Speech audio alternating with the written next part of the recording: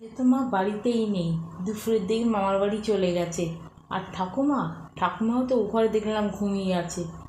এখন আর এদিকে কেউ আসবে বলে মনে হয় না। এক কাজ করি, আইমান ওকে একটু ফোনই করি। যাই, একটু ফোনই করি। হ্যালো, কী করছো? তুই কার সাথে কথা বলছিস রে দিদি ভাই? আমি দেখলাম তুই কথা বলছিস। না না, আমি তো কারোর সাথে কথা বলিনি। ঠাকুমা, তুমি তো ঘুমোচ্ছিলে, উঠে পড়লে কেন গো?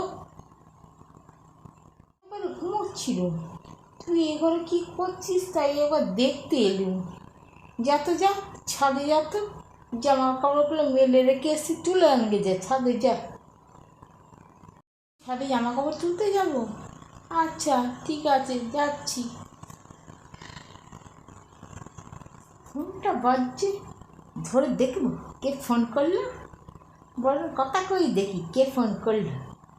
হ্যালো হ্যালো, কে কে বলছে? কি কে কি কি বলছিস? কে? ফিস ফিস করছিস কেন?